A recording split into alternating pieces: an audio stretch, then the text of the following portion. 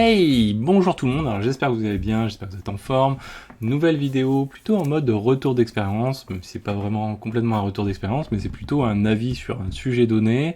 Alors il n'y a pas de fact-checking vraiment à avoir dans ce domaine-là, je suis pas sûr qu'il y ait des articles, alors il y a forcément une compilation d'articles à faire à ce sujet-là, ou plutôt d'études à retrouver pour pouvoir en faire une compilation. Mais en tout cas, la question est extrêmement intéressante. Vous savez que j'aime bien les sujets dédiés à l'écologie et souvent, voilà, je suis amené un petit peu à en parler. Et de fait, il y a une personne qui m'a posé en commentaire là que je vous ai partagé à l'écran une question qui est très intéressante. Bonjour tout d'abord, merci pour le contenu de grande qualité. Je suis sur LinkedIn, je partage des convictions écologiques, je vais faire des études dans le domaine du cloud, Azure en l'occurrence, peu importe. Et j'aurais besoin d'un peu d'informations si possible. Ok. Est-il possible de faire du cloud tout en restant en cohérence avec mes valeurs écologiques? Bon, alors j'ai pas totalement les valeurs écologiques sous le coude, mais néanmoins par rapport aux miennes, voilà un petit peu la réponse que j'ai pu formuler. Et du coup, je vous partage ça un petit peu en mode bloc-notes, hein, la manière dont je vois les choses. Alors, on va mettre de côté on va dire les a priori, ou en tout cas les choses qu'on pense par rapport aux GAFAM, etc. Ça, c'est encore un autre sujet. Moi, je suis pas fan des GAFAM pour autant, etc. Donc, mais quand on parle de cloud, bien sûr, ce sont les leaders dans ce domaine-là. Néanmoins, il ne faut pas oublier qu'il y a d'autres cloud providers qui fonctionnent aussi très très bien et qui peuvent suffire, voire avec des coûts bien sûr inférieurs. Alors première chose, ce qu'on va faire, c'est qu'on va mettre d'un côté un petit peu les choses qui sont pour et les choses qui vont dans le bon sens, qu'on va dire. Il n'y a pas vraiment de pour, hein, mais c'est qui vont dans le bon sens. Et puis il y a les choses qui sont un petit peu plus négatives, quoi, on va dire. Alors globalement, hein, de toute façon, je peux vous donner tout de suite mon avis. Je suis assez positif sur l'usage du cloud vis-à-vis de l'écologie. Alors on va voir tout de suite pourquoi, hein, c'est quand même l'objet de cette question. Alors le premier point qui me semble extrêmement important, c'est la mutualisation des infrastructures. Là on parle bien juste des infrastructures pour le moment.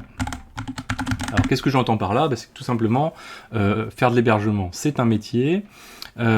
Et au-delà de ça, c'est que toute démarche faite de manière individuelle, et ça c'est valable pas que dans l'informatique, hein, c'est vraiment quelque chose qui est à repenser d'un point de vue général. Ça veut pas dire qu'il faut aller à l'autre bout de la planète pour mutualiser des choses, surtout pas, parce que parfois voilà, il y a peut-être des nécessités, des moyens de transport, etc., qui vont faire que le gain qu'on va voir sur un élément va se déporter ensuite ailleurs, sur des moyens de transport, des flux, etc.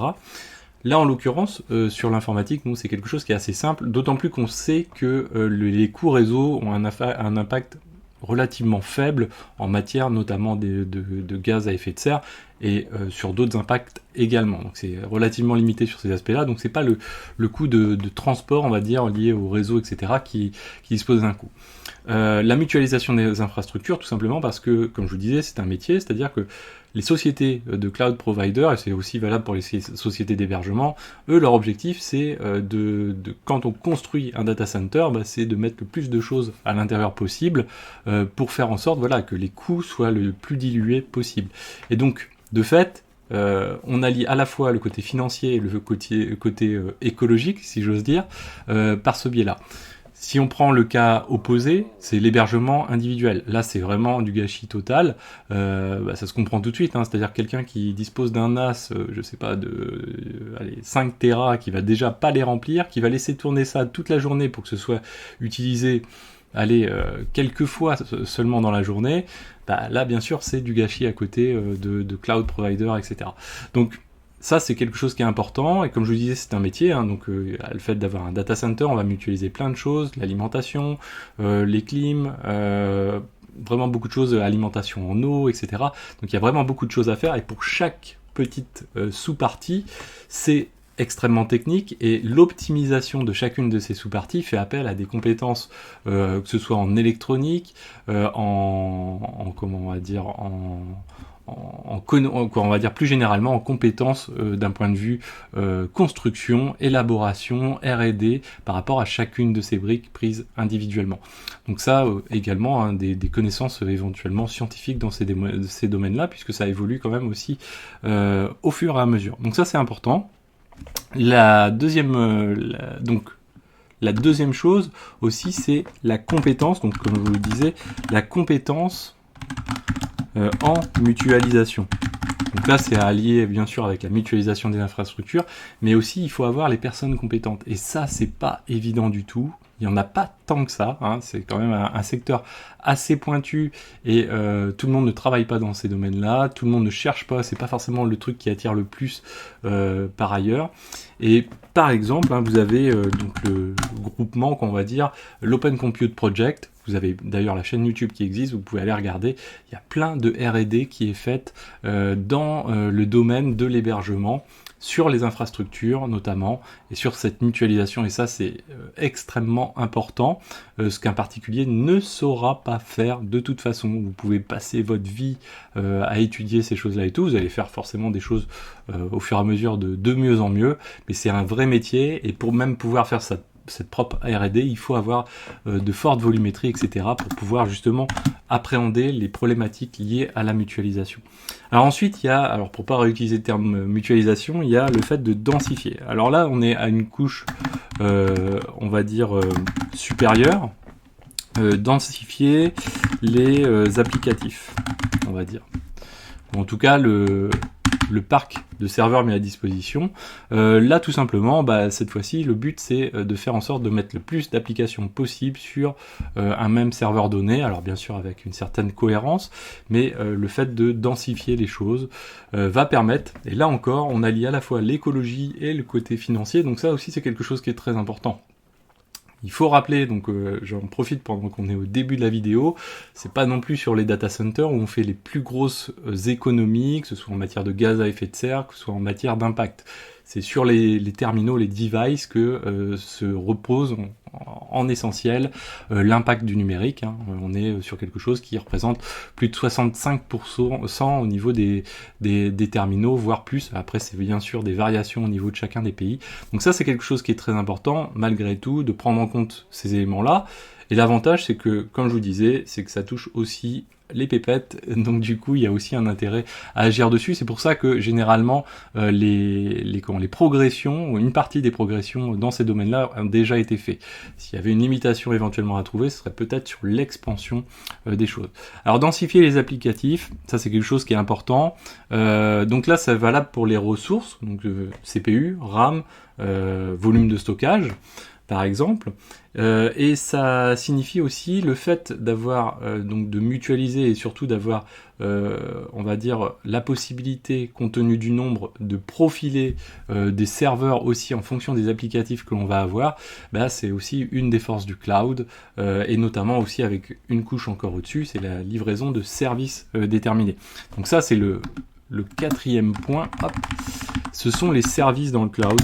Donc le fait de pouvoir catégoriser par service, fournir du service, donc les clients vont rentrer finalement dans cette logique de service, et ça va permettre au cloud provider derrière, bien sûr, de faire des économies d'échelle, des économies de coûts, mais par la même occasion, généralement, vient aussi, bien sûr, l'économie en matière d'écologique, on va dire, hein, au sens large un petit peu. Ça c'est aussi quelque chose qui est valable. De la même manière que ça permet aussi de faire switcher des qualités de service, ou en tout cas des outils dont la qualité peut laisser penser qu'elle va potentiellement se dégrader, par exemple voilà des serveurs un petit peu plus anciens, les déclasser, éventuellement les faire passer sur du stockage objet par exemple, etc. Donc ça c'est aussi quelque chose qui est très très pratique, hein, de jouer sur des différentes catégories, déclasser, changer les choses, fournir différents niveaux de qualité de service pour pouvoir réutiliser des choses plus anciennes. Il y a d'ailleurs des cloud providers assez connus et en Europe qui font en sorte de réutiliser au maximum de cycles possibles les serveurs jusqu'à récupérer les pièces à la fin pour pouvoir utiliser encore, donner encore une vie supplémentaire à chacune des pièces. Donc ça c'est quelque chose aussi de très intéressant.